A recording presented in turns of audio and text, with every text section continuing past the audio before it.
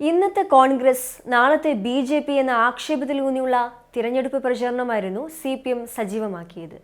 ഇതിന് തുടക്കമിട്ടതും മുഖ്യമന്ത്രി തന്നെയാണ്. എല്ലിൻ കഷണം കാണിച്ചാൽ ഓടുന്ന ജീവികളെന്നാണ് മുഖ്യമന്ത്രി കോൺഗ്രസിനെ പരിഹസിച്ചത്. തിരഞ്ഞെടുപ്പ് പ്രചാരണ രംഗത്ത് കിട്ടാവുന്ന ഏറ്റവും വലിയ അവസരമാണ് പത്മജ വേണുഗോപാലിലൂടെ LDFന് വീണ് കിട്ടിയത്.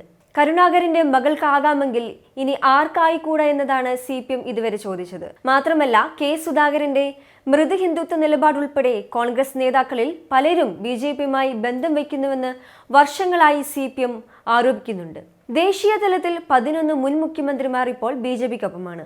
മാത്രമല്ല ഓരോ ദിവസവും ഓരോ കോൺഗ്രസ് നേതാവെങ്കിലും BJPയിൽ ചേരുന്നുണ്ട്. ഇതൊക്കെ പ്രചാരണ ആയുധമാക്കിക്കൊണ്ടാണ് CPM തിരഞ്ഞെടുപ്പിന് ഇറങ്ങിയത്.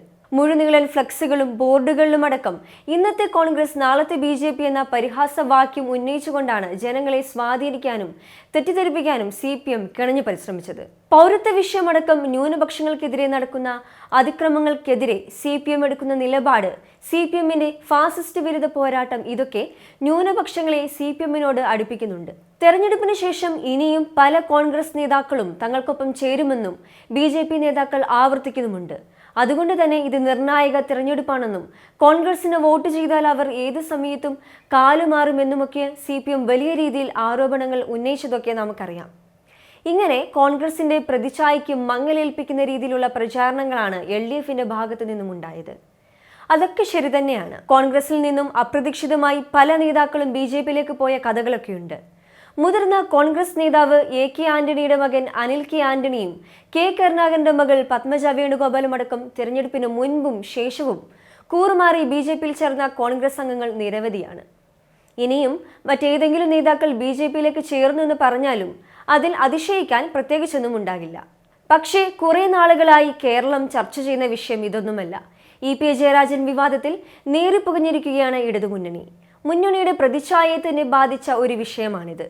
ഇന്നത്തെ കോൺഗ്രസ് നാളത്തെ BJP എന്ന പ്രചാരണം തങ്ങൾക്ക് ലഭിക്കുന്ന വേദികളിൽ എല്ലാം പരമാവധി ഉപയോഗിച്ച് പ്രചാരണം കൊഴുപ്പിച്ചിരുന്ന CPM നേതൃത്വത്തിന് ഓർക്കാപ്പുറത്ത് കിട്ടിയ ഒരു തിരിച്ചടിയായിരുന്നു LDF കൺവീനർ BJPയുടെ പ്രകാശ് ജാവദേക്കറുമായി കൂടിക്കാഴ്ച നടത്തിയിട്ടുണ്ടെന്ന ദല്ലാൽ നന്ദകുമാർ തൊടുത്തുവിട്ട ആയുധം.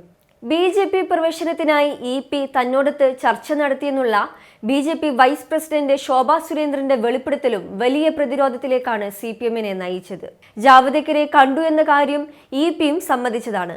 ശേഷം LDF കൺവീനർ സ്ഥാനത്ത് നിന്ന് പോലും മാറ്റിയേക്കുമെന്ന സൂചനകളും ഉയർന്നെങ്കിലും CPM സംസ്ഥാന സെക്രട്ടറി യോഗത്തിൽ EPയെ പൂർണ്ണമായും തള്ളിക്കളയാതെ EPയുടേത് നിഷ്കളങ്കമായ നിലപാടാണെന്ന് പറഞ്ഞ് പൂർണ്ണമായും EPയെ സംരക്ഷിച്ചിരിക്കുകയാണ്.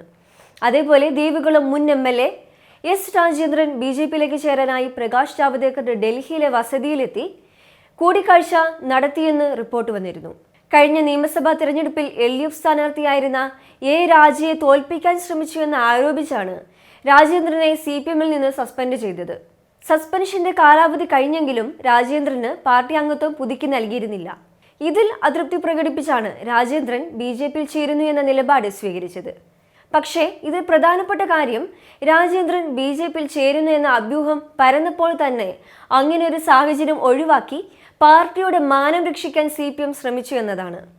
ഇപ്പോൾ ഞാൻ BJPയിൽ ചേരുമെന്ന് പറഞ്ഞിരിക്കുന്ന രാജേന്ദ്രന്റെ അടുത്ത് അംഗത്വം പുതുക്കാനുള്ള ഫോമുമായി പ്രാദേശിക നേതാക്കൾ അദ്ദേഹത്തിന്റെ വീട്ടിലെത്തിയിരുന്നു. എന്നാൽ സീനിയർ നേതാവായ തന്നെ അനുനയിപ്പിക്കാൻ ജൂനിയർ നേതാക്കളെ വിട്ടത് തന്നെ അപമാനിക്കുന്നതിന് തുല്യമാണെന്നാണ് അന്ന് രാജേന്ദ്രൻ പ്രതികരിച്ചത്. ഇപ്പോൾ ഇവിടെ സംഭവിക്കുന്നത് ആരെങ്കിലും പാർട്ടി വിട്ട് BJPയിലേക്ക് ചേരുന്നു എന്ന് കേൾക്കുമ്പോൾ ഓടിച്ചെന്ന് അവരെ ചേർത്ത് പിടിച്ചിട്ട് പത്രസമ്മേളനമൊക്കെ നടത്തി പാർട്ടിയുടെ അന്തസ്സ് കാക്കുന്ന CPMന്റെ നിലപാടാണ്.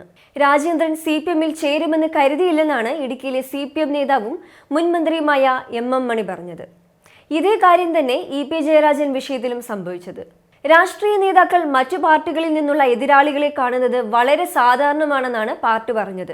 അതേസമയം കോൺഗ്രസിൽ നിന്നും നേതാക്കൾ BJPയിലേക്ക് ചേർന്നപ്പോൾ എന്തുകൊണ്ട് CPM പറഞ്ഞില്ല രാഷ്ട്രീയ നേതാക്കൾ മറ്റു പാർട്ടികളിൽ നിന്നുള്ളവരെ കാണുന്നത് സ്വാഭാവികമാണെന്ന്?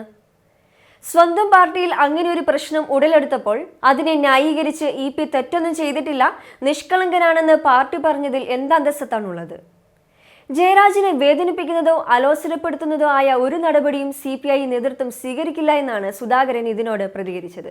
ജയരാജനെതിരെ എന്തെങ്കിലും നടപടി ഉണ്ടായാൽ അത് പിണറായി ഉൾപ്പെടെയുള്ള നേതാക്കൾക്ക് ബുദ്ധിമുട്ടുണ്ടാക്കുമെന്നുള്ള കാര്യം യാഥാർത്ഥ്യമാണ്. CPM BJP അന്തർധാരയുണ്ടെന്ന് EP ജയരാജന്റെ വെളിപ്പെടുത്തലിലൂടെ വ്യക്തമായതാണ്. CPM BJP അന്തർധാരയുണ്ടെന്ന് EP ജയരാജന്റെ വെളിപ്പെടുത്തലിലൂടെ വ്യക്തമായതാണെന്ന് രമേശ് ചെന്നിത്തല പറഞ്ഞത്.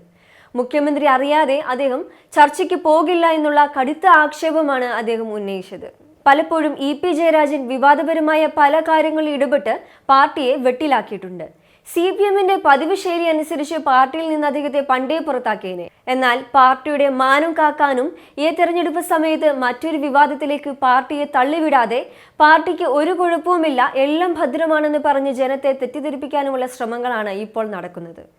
പക്ഷേ ചില ഇടതുവിരുദ്ധ മാധ്യമങ്ങളും K സുധാകരൻ, ശോഭാ സുരേന്ദ്രൻ തുടങ്ങിയ രാഷ്ട്രീയ പ്രവർത്തകർ തനിക്കെതിരെ ബോധപൂർവമായ ആക്രമണങ്ങൾ അഴിച്ചുവിടുകയാണെന്നാണ് ജയരാജൻ ഇതിനോടെല്ലാം പ്രതികരിച്ചത്. BJPയുമായി ബന്ധപ്പെട്ട വിവാദത്തിൽ EP ജയരാജനെ പൂർണ്ണമായും പിന്തുണയ്ക്കുകയാണ് CPM. പ്രകാശ് ജാവദേക്കറെ കണ്ടതിൽ തെറ്റില്ലെന്നാണ് സംസ്ഥാന സെക്രട്ടേറിയറ്റിന്റെ വിലയിരുത്തൽ. EP-യുടെ നടപടികളിലും തുടരെ അദ്ദേഹം ചെന്നപ്പെടുന്ന വിവാദങ്ങളിലും പാർട്ടി നേതൃത്വത്തിന് കടുത്ത അതൃപ്തിയുണ്ട്. എന്നാൽ തിരക്കിട്ടൊരു നടപടിയെടുത്താൽ അത് ഗുണത്തെക്കാൾ ഏറെ ദോഷം ചെയ്യുമെന്ന പൊതുധാരണയിലാണ് പ്രശ്നം ഇപ്പോൾ ഒത്തുതീർപ്പാക്കിയത്. പിണറായി വിജയനെ കടുത്ത ഭാഷയിൽ വിമർശിച്ചുകൊണ്ട് ഇന്നലെ ഷാഫി പറമ്പിലും രംഗത്ത് വന്നിരുന്നു. ലോക്സഭാ തിരഞ്ഞെടുപ്പ് കാലയളവിൽ തന്നെ എന്തുകൊണ്ടാണ് BJPയുടെ പ്രഭാരിയെ പിണറായി വിജയൻ കണ്ടു എന്നത് വ്യക്തമാക്കണമെന്നും ജനങ്ങളോട് ഈ ചോദ്യത്തിനുള്ള മറുപടി പറയണമെന്നുമാണ് അദ്ദേഹം ആരോപിച്ചത്. EP ജയരാജൻ ജാവദേക്കറുമായി കൂടിക്കാഴ്ച നടത്തിയെന്നുള്ള വാർത്ത പുറത്തു വന്നപ്പോൾ തന്നെ അത് സ്വാഭാവികമാണ്, ഞാനും പലതവണ ജാവദേക്കറെ കണ്ടിട്ടുണ്ടെന്നാണ് ആ സമയത്ത് മുഖ്യമന്ത്രി പറഞ്ഞത്.